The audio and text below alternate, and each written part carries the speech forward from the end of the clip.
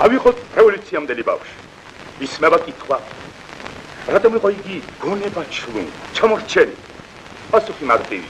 მას არ ჰქონდა სათამაშო. მას არ ჰქონდა სათამაშო. საბჭოთა კინემატოგრაფია, ხელოვნება თუ პროპაგანდა. ეს იყო კინო, რომელიც არაფერს ყვებოდა შემთხვევით. ყოველი კადრი, ყოველი დიალოგი, ყოველი გმირი საგულდაგულოდ შერჩეული. ქართული საბჭოთა ფილმები არამხოლოდ რეალობას გვიჩვენებდა, არამედ მას ქმნიდა. მთელი ეპოქა, მთელი ერი ერთი სცენარის მიხედვით. მაგრამ სინამდვილეში რა იყო ეს? ფანჯარა ახალ სამყაროში თუ სარკე, რომელიც რეალობას ამახინჯებდა? დროა გავიხსენოთ, რას გვიყვებოდნენ და რა დარჩა კადრს მიღმა. საბჭოთა საქართველოში ფილმები არ იყო მხოლოდ მხატვრული ნამუშევრები. ისინი ძლიერი პროპაგანდისტული ინსტრუმენტები იყვნენ, რომლებიც მიზნად ისახავდნენ საზოგადოებრივი აზრის მანიპულაციასა და სახელმწიფო იდეოლოგიის გაძლიერებას. ქართულ კინოს განსაკუთრებული როლი ეკავა იმ პერიოდში, რადგან იგი არა მხოლოდ კულტურის ნაწილი, არამედ უშუალოდ ქვეყანაში არსებული პოლიტიკური რეჟიმის დამცველად გვევლინებოდა. ამ ვიდეოში ვიხილავთ, როგორ იქნებოდა საბჭოთა ქართული კინო, რომლითაც ხალხს თავაზობდნენ კაცსა და გმირულს საბჭოთა სისტემაში. ხოლო იმავე დროს აძლევდნენ მინიშნებებს მათ ყოველდღიურ ცხოვრებაში, როგორ უნდა ეაზროვნათ და რა უნდა გაეკეთებინათ. ქართული კინო ყოველთვის იყო პოლიტიკურ ზღუდეებში მოქცეული. ნებისმიერ ფილმს ემატებოდა ანთროპოლოგიური და სოციალური დატვირთვა, რომელიც უნდა მორგებულიყო და ემსახურა საბჭოთა ხელისუფლების მიზნებისათვის. ბევრ ფილმში ეგრეთ წოდებული კომუნისტური იდეალიზირება იყო მთავარი მოტივი და მიზანი. მათთვის კინოხელოვნება გახდა საშუალება, რათა ხალხის ცნობიერება შესვლილიყო, მისი მოლოდინები გაემართლებინა და წარმოშობილიყო ჭეშმარიტი კომუნისტური საზოგადოება. საბჭოთა კინოინდუსტრია აქტიურად გამოიყენებოდა როგორც პროპაგანდის ძალა, რათა საზოგადოებისთვის მიმზიდველი ყოფილიყო კომუნისტური იდეალები და შექმნილიყო ახალი რეალობა.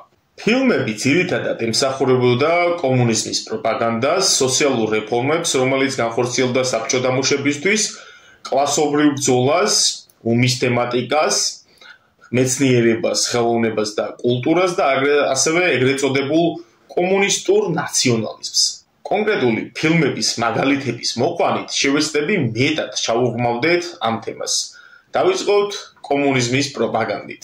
საბჭოთა კავშირში კომუნიზმის იდეები ყოველი საზოგადოებრივი ასპექტის განუყოფელი ნაწილი იყო. ფილმები, რომლებიც კომუნისტურ პროპაგანდას ემსახურებოდნენ, იყენებდნენ პიროვნულ კულტს, პარტიის ლიდერების დიდებულებას და სოციალურ რეკორდებს, რათა ხალხი გაეძლიერებინათ და რევოლუციის პროცესში ჩაერთოთ.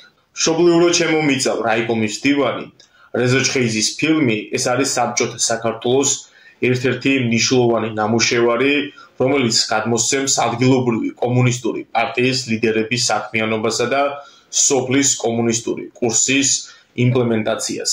ფილმის მთავარი მოქმედი გმირი რაიკომის დივანი გიორგი თორელი ცდილობს უკეთესობისაკენ შეცვალოს სოფლის ცხოვრება.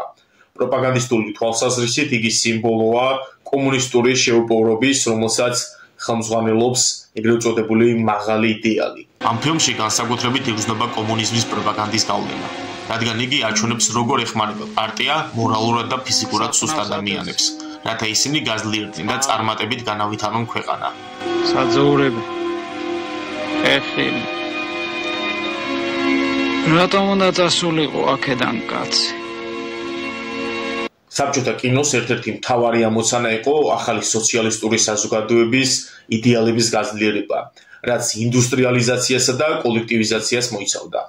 საბჭოთა ხელისუფლება წარმოაჩენდა ინდუსტრიულ პროგრესს როგორც საზოგადოების კეთილდღეობის გარანტს, ხოლო კოლექტივიზაციას როგორც გლეხობის გათავისუფლების გზას. ეს პროცესები იდეალიზირებული ფორმით იყო ნაჩვენები. მუშათა კლასის აღზევება, კოლექტიური შრომის გამარჯვება და ინდუსტრიული მშენებლობის გრანდიოზული პერსპექტივები.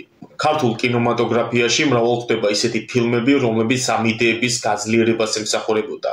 სოფლის მეურნეობის კოლექტივიზაციასა და ქალაქების ინდუსტრიულ განვითარებას პოზიტიურ მოვლენებად წარმოაჩენდნენ. საბჭოთა კავშირში ინდუსტრიალიზაცია არა მხოლოდ ეკონომიკური პოლიტიკა იყო, არამედ მნიშვნელოვანი იდეოლოგიური ინსტრუმენტიც. ინდუსტრიული მშენებლობები, ახალი ქარხნები და მუშათა კლასის გმირული შრომა ცენტრალური თემები გახდა საბჭოთა კინოში. მაგალითად, ქალაქის ცხოვრება და მისი განვითარება ახალ სოციალისტურ სისტემას უკავშირდებოდა. იმ მრავალი ფილმიდან, რომელიც ამ თემაზე გადაიღეს, ჩემთვის ორ გამორჩეულ შემოგთავაზებთ, რეჟისორ შოთა მანაგაძის მიერ 1957 წელს გადაღებული საბუდარელი ჭაბუკი და რეჟისორ ნიკოლო სანიშვილის 1954 წელს გადაღებული ფილმი ისინი ჩამოვიდნენ მთიდან. საბუდარელ ჭაბუკში ნაჩვენებია როგორ მოერგო მთავარი გმირი ინდუსტრიულ შრომას და როგორ გადაეცა ახალგაზრდა კაცი ახალი საბჭოთა ინდუსტრიის გმირად. აქ აშკარად იგრძნობა საბჭოთა პროპაგანდისტული ნარატივი. ინდუსტრიალიზაცია აქცევს ადამიანს ძლიერად, დამოუკიდებლად და ახალ სამყაროს შენებლად. ფილმის სიუჟეტი ტიპიურ საბჭოურ ნარატივს მიჰყვება. მთავარი გმირი გოგიტა ტოვებს თავის მშობლიურ სოფელს, საბუდარას და მამაპაპისეულ ხელობას, მექოთნეობას. მიდის ქუთაისში, სადაც ავტოქარხანაში იწყებს მუშაობას.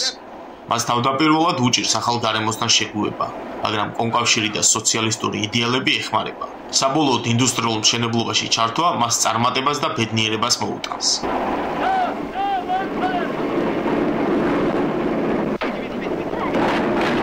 მსგავსი თემატიკისაა ფილმი ისინი ჩამოვიდნენ მთიდან. ეს ფილმი მთიულეთის მოსახლეობის კოლექტივიზაციის პროცესს ეხება. მისი მთავარი თემა ისაა, რომ საბჭოთა ხელისუფლება მთიან რეგიონებს პროგრესს, განათლებას და სოციალისტურ ბედნიერებას მოუტანს. ფილმში ნაჩვენებია ტრადიციული მთის სოფელი, სადაც ხალხი ჯერ კიდევ ძველი წესებით ცხოვრობს. თუმცა მთავარ გმირებს თავაზობენ კოლექტიურ და ინდუსტრიულ მეურნეობებში გაერთიანდნენ და სოციალიზმის მშენებლობის ნაწილი გახდნენ. სიუჟეტში დაპირისპირებაა ძველ და ახალ აზროვნებას შორის. პერსონაჟები, რომლებიც თანხმდებიან კოლექტივიზაციას, წარმატებას აღწევენ, ხოლო ისინი, ვინც ძველ ცხოვრებას ამჯობინებენ, ჩამორჩენილობის სიმბოლოებად რჩებიან. ორივე ფილმში ხაზგასმულია საბჭოური, უფრო ზუსტად სტალინური ინდუსტრიალიზაციის მძიმე მრეწველობის პროცესი.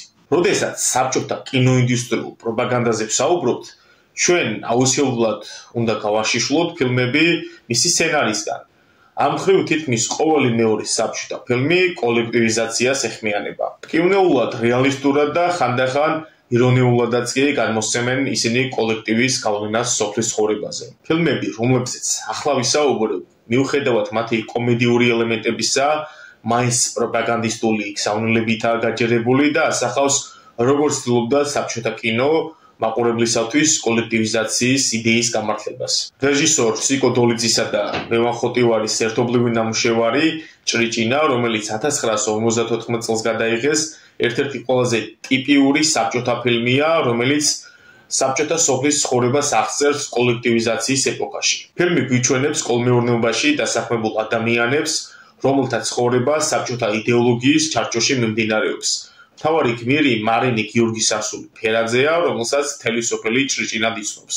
იგი ზარმაცი და უპასუხმისმგებლო პერსონაჟია, რომელიც საბჭოთა შრომის გმირების იდეალებს ეწინააღმდეგება. გამარჯობა, სალამი. ვერ მეტყვით ვინ მღერის ასია მოვლად. ეს ჩვენი ჭრიჭინა. ნამდვილად თუ გიდაკიცოდეთ, მარინე გიორგის-ასული ფერაძე. კოლექტივიზაცია სოფლის განვითარებასთან და კეთილდღეობასთან ასოცირდება, ხოლო მისი უარყოფელები, როგორიცაა ჭრიჭინა, უსნაურად ან უარყოფითადაა გამოყვანილი. ეს ტიპიური ნარატივია, საბჭოთა მოქალაქე უნდა იყოს შრომის მოყვარე და საზოგადოებრივ სიკეთეზე ორიენტირებული, ხოლო ინდივიდუალიზმი და სიზარმაცე მიუღებელია. აღნიშნვის ღირსია ფილმში საბჭოთა მშრომელის იდეალი და მისწრაფება, სოციალისტური შრომის გმირობა. ჭრიჭინა, სოციალისტური შრომის გმირი, მამაკაცებს შეცდომა. რომ გაიგონე, ფერაძე მარინე გიორგის-ასული. ბრძანებულებაში შეცდომა არ შეიძლება.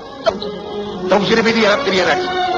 ლევან ხოტივარის 1861 წელს გადაღებული უდიპლომო სასიძო საბჭოთა სოფლის ცხოვრების კომიკური სახეა. ფილმში ვხედავთ, როგორ იყო საბჭოთა კოლექტივიზაცია ყოველდღიურ ცხოვრებაში ჩაშენებული და როგორ მოქმედებდა ის ადამიანის პირად ურთიერთობებზეც კი. სოფლის წარმატება დაკავშირებულია კოლექტიურ შრომასთან და სწორ მენეჯმენტთან. საბჭოთა სისტემა კი ადამიანებს ამ შემთხვევაში უდიპლომო ბიჭიკოს აძლევს წარმატების შანსს, მაგრამ ამისთვის აუცილებელია შრომის მოყვარეობა. აქ კოლექტივიზაციის სასარგებლო მხარეები ასე ჩანს. სოფლად ცხოვრება ფილმში პოზიტიურად არის წარმოჩენილი. ხოლო პერსონაჟები, რომლებიც ქალაქიდან ჩამოდიან, ხშირად კომიკურ მდგომარეობაში ვარდებიან. ამ ფილმში ნაჩვენებია, რომ კოლექტიური მეურნეობა მხოლოდ ეკონომიკური საქმიანობა კი არა, არამედ ერთგვარი მორალური და სოციალური ერთიანობის ადგილია. ფილმის ფინალის გვიჩვენებს, რომ მთავარი გმირი საკუთარ გზას პოულობს კოლექტივში. ასევე ვერ გავიქცევით იმ ფაქტს, რომ ამ ფილმში არის ერთი უსაშინლესი და ამაზრდენი სცენა, სადაც ჩანს კომუნიზმის ჭეშმარიტი და საძაღელი სახე, რომ მტრულად უყურებს რელიგიურ ფასეულობებს. რა ხალხი შემოგიარე, უყურადღებო სხვადასხვა ღმერთო შეგაცო. მეც ეს სანთები ახლა ვიდე მაღაზიაში. მართალი ამბობ ღმერთი არ არსებობს, მაგრამ ვაი და არსებობს. მე რა ვქნა ხომ შემიწირეთ ყოველ უბრალოდ საწყალი ვარჯერი ღმერთო შეგაცო. ღმერთო შენ ესეთ სატელევიზია ყოლა. ხომ იცი რა თქმა უნდა შოუ ჩვენი ელექტროსადგური ხანდახანდა ესე გამარია. ხოინე?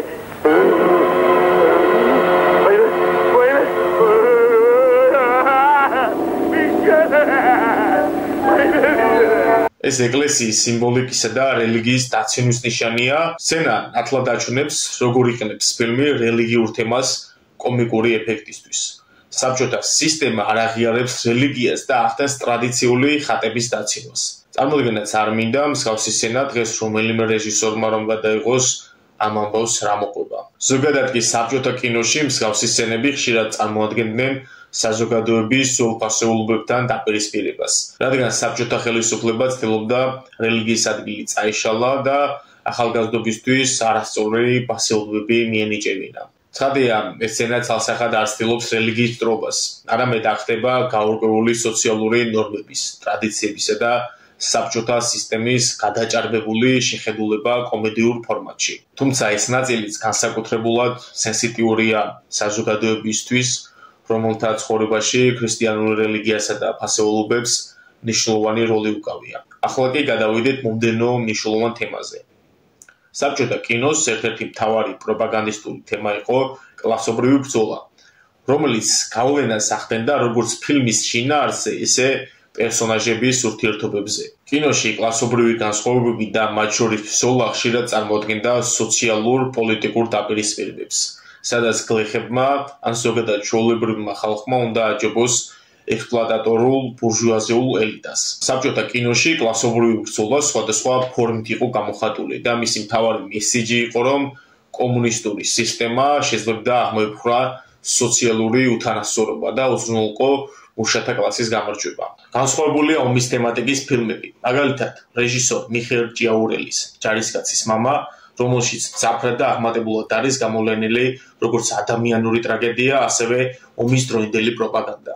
ნებისმიერ ფილმის ჩვენებისას შეგვიძლია აღმოაჩინოთ ის მესიჯები, რომლებიც კომუნისტურ პროპაგანდას მოიცავს. ეს იმიტომ, რომ საბჭოთა კინო უბრალოდ ხელოვნება არ იყო, ეს იყო იდეოლოგიური იარაღიც. ის ქმნიდა რეალობას, რომელსაც ხელისუფლება ხალხისთვის ამზადებდა. მაგრამ დრო გადის და დღეს, როცა ამ ფილმებს უყურებთ, შეგვიძლია არა მხოლოდ მათ მხატვრულ ღირებულებებს დავაკვირდეთ, არამედ იმას, როგორ იქნებოდა და ფორმირდებოდა აზროვნების ჩარჩოები. ამით ეს ჩანაწერი დასრულდა, მადლობთ მოსმენისთვის, გამოიწერეთ არხი.